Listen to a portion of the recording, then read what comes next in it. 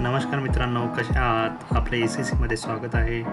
Monkey man म्हणून एक अफलातून सिनेमाचा ट्रेलर आहे जो तुम्ही पाहिला आहे का? देव पटेल, ज्याला बरेच लोक स्लमडाऊन मिलियनेअर आणि लाईफ ऑफ बॉय चित्रपटातून ओळखतातच, त्याच ऍक्टरला ऍक्शन हिरो म्हणून कोणी कास्ट करेना, म्हणून त्याने स्वतःच प्रोड्यूस करून स्वतःला कास्ट केलंय. कोणी तर याला इंडियन जॉन विक पण म्हणायला लागले. तर मग नक्की काय आहे या ट्रेलर मध्ये? तर बघा, ही स्टोरी एक काल्पनिक शहरातील आहे ज्याचं नाव आहे यताना. भारतातील जाती व्यवस्था गरीब असुरक्षित लोकांना हिंसाचार आणि पद्धतशीर दारिद्र्यात कसे अडकवते याचं एक क्रूर स्मरण या चित्रपटात आहे. हनुमानाबद्दलच्या कथांनी चकित करणाऱ्या त्याच्या प्रेमळ आईने वाढवलेल्या रमणीय बालपणाच्या आठवणी देवला आहेत. त्याच्या आईची भूमिका साकारली आहे आदिती कलकुंटे यांनी. पण एक प्रौढ म्हणून लहान मुलांच्या आयुष्याची व्याख्या कमी पगारावर वेटर म्हणून काम करण्याच्या कष्टामुळे आणि समाजराहण्याच्या भीती याद्वारे केली जाते. पूर्ण मूवीची थीम रिव्हेंज स्टोरी म्हणजेच बदला घ्यायची स्टोरी आहे. ट्रेलर पाहून वाटतं की देव छोटा असताना विलन लोकांनी त्याचे गाव जाळून टाकले. आता देवने ठरवलंय की आपण त्याचा बदला घ्यायचा. एवढंच नाही तर नेटफ्लिक्स वाल्यांनी